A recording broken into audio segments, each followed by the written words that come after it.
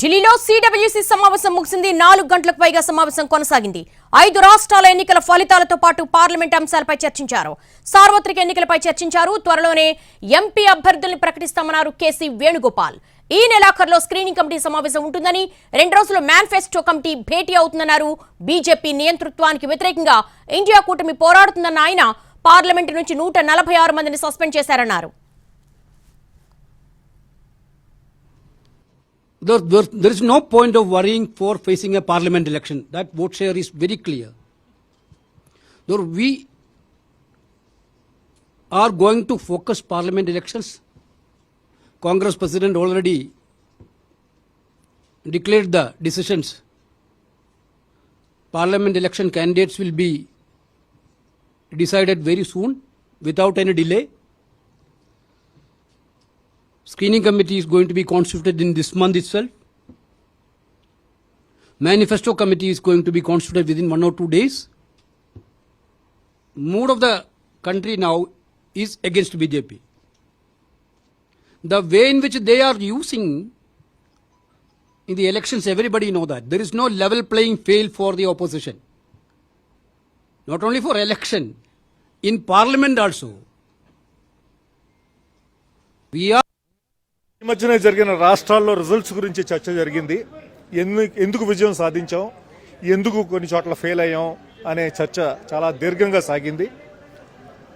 చాలా అనాలిసిస్లో రాహుల్ గాంధీ గారు చాలా స్పష్టంగా చాలా క్లియర్గా కూడా ఆయన కూడా ఉన్నారు.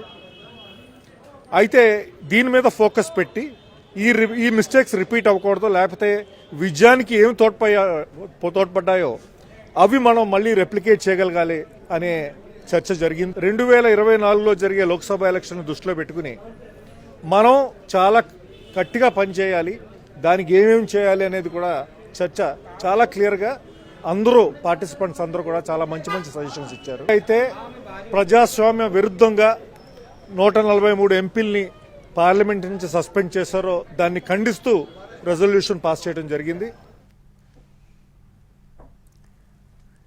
ఢిల్లీలో సిడబ్ల్యూసీ సమావేశం ముగిసింది. 4 గంటలకు పైగా సమావేశం కొనసాగింది. 5 రాష్ట్రాల ఎన్నికల ఫలితాలతో పాటు పార్లమెంట్ అంశాలపై చర్చించారు. ఇదే అంశానికి సంబంధించి ఢిల్లీ నుంచి మా ప్రతినిధి ప్రసాద్ అడిగి మరిన్ని వివరాలు తెలుసుకుందాం. ప్రసాద్, ఏ అంశాలు చర్చకొచ్చే, మేజర్ డెవలప్మెంట్స్ ఏంటి? ప్రధానంగా సార్వత్రిక ఎన్నికలకు, అంటే రానున్నటువంటి సార్వత్రిక ఎన్నికల్లో పూర్తి స్థాయిలో పనిచేసి విజయం లక్ష్యంగా పనిచేయాలని ఆ మేరకు సంకల్పం కూడా తీసుకున్నారు ఈ సమావేశంలో. అయితే గత 4 రాష్ట్రాల అసెంబ్లీ ఎన్నికల్లో ఓటమి కొంత మేరకు నిరాశ కల్పించినప్పటికీ కూడా ఓటింగ్ శాతం తగ్గకపోవడంతో అది కొంత ఊరట కలిగించిన అంశంగా ఈ సమావేశం భావించింది. కాబట్టి దాన్ని దృష్టిలో పెట్టుకుని, అదేవిధంగా తెలంగాణలో చాలా సమిష్టిగా అందరూ కూడా పనిచేయటం వల్ల సాధించిన విజయం కూడా, ఆ విజయాన్ని స్ఫూర్తితో దేశవ్యాప్తంగా కూడా పనిచేసినట్లయితే కాంగ్రెస్ పార్టీ విజయం సాధించడం సాధ్యమైనదే అన్న అంశాన్ని కూడా ఈ సమావేశం అభిప్రాయపడింది. ఆ మేరకు పూర్తి స్థాయిలో అందరూ కూడా కష్టపడి సమిష్టిగా పనిచేస్తే వచ్చే సార్వత్రిక లోక్సభ ఎన్నికల్లో మనం విజయం సాధించడానికి ఎక్కువగా అవకాశాలున్నాయి, ఆ దిశగా పనిచేద్దామని చెప్పి అందరూ కూడా ఒక దృఢ సంకల్పాన్ని తీసుకోవడం జరిగింది. దాంతోపాటు 2వ విడత రాహుల్ గాంధీ భారత జోడో యాత్రకు సంబంధించి కూడా అరుణాచల్ ప్రదేశ్ నుంచి పోర్బందర్ వరకు 2వ విడత ఈ భారత్ జోడో యాత్ర చేయాలన్న ఒక ప్రతిపాదన కూడా చర్చకు వచ్చింది. ఈ సమావేశంలో సిడబ్ల్యూ సభ్యులంతా కూడా తమ అభిప్రాయాలను వ్యక్తం చేశారు. దాన్ని ఆధారం చేసుకుని అధిష్టానం త్వరగా నిర్ణయం తీసుకోవాలని చెప్పి కూడా ఈ సమావేశం భావించి ఆ మేరకు ఆ బాధ్యతను అధిష్టానంకి అప్పచెప్పింది.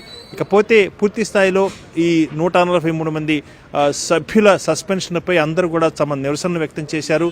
ఆ విధంగా అధికార బీజేపీ వ్యవహరిస్తున్న తీరును దేశ ప్రజలకు వివరించడంతో పాటు ప్రజాస్వామ్య పునరుద్ధరణకు అందరం కూడా పనిచేయాలి, ఆ మేరకు భాగస్వామ్య పక్షాలతో కూడా కలిసి పనిచేసి సీట్ల సర్దుబాటు చేసుకొని పొత్తులు కుదుర్చుకొని అధికార బీజేపీని ఓడించాలన్న ఏకైక లక్ష్యంతోనే మనం పనిచేయాలని చెప్పి కూడా ఈ సమావేశంలో తీర్మానం కూడా చేయడం జరిగింది. దీనికి సంబంధించి ఇప్పటికే ముకుల్ వాస్నిక్ కన్వీనర్గా 5 సభ్యులతో కూడిన ఒక కమిటీని కూడా కాంగ్రెస్ పార్టీ ఏర్పాటు చేసింది. కాబట్టి ఈ కమిటీ త్వరగా ఈ మిగిలిన భాగస్వామ్య పక్షాలతో, ఇండియా భాగస్వామ్య పక్షాలతో సర్దుబాటు చేసుకుని ఆ మేరకు దానిపై ఒక నిర్ణయం తీసుకుంటుందన్న అంశాన్ని కూడా ఈ తీర్మానం ఒక నిర్ణయం తీసుకుంది. ఇకపోతే పూర్తి స్థాయిలో అభ్యర్థులను కూడా నిర్ణయించుకోవాలి. ఆ మేరకు ముందస్తుగానే ఈ ఎన్నికలకు సమాయత్తం కావాలన్న అంశంపై కూడా ఒక నిర్ణయం తీసుకున్నారు. వీటన్నిటి కూడా ఎన్నికలకు అంటే 2024లో జరిగే సార్వత్రిక ఎన్నికలకు సమాయత్తం ఎందుకు సన్నద్ధం ఎందుకు కాంగ్రెస్ పార్టీ పూర్తి స్థాయిలో తన కసరత్తును ప్రారంభించింది.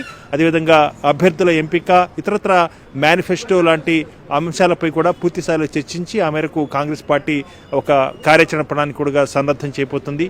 ఆ రకంగా అందరూ కూడా ఈ మొత్తం వ్యవస్థలో ఉన్నటువంటి అనేకమైనటువంటి అంశాలు అదేవిధంగా కాంగ్రెస్ పార్టీ సిద్ధాంతాలను ప్రజల్లోకి మరింత బలంగా తీసుకెళ్లడం ద్వారా కాంగ్రెస్ పార్టీ విజయం సాధించేందుకు ఇవన్నీ కూడా దోహదం చేస్తాయి. కాబట్టి ఆ రకంగా అందరం కూడా పనిచేయాలి అన్న అంశంపై కూడా ఏకాభిప్రాయాన్ని వ్యక్తం చేశారు. ఆ మేరకు అందరూ కూడా ఈ సార్వత్రిక ఎన్నికలకు సమాయత్తం కావాలన్న ఒక మానసికమైనటువంటి నిర్ణయానికి అదేవిధంగా ఒక దృఢ సంకల్పంతో పనిచేయాలన్న ఒక నిర్ణయానికి కూడా రావడం జరిగింది. Right Prasad, thank you.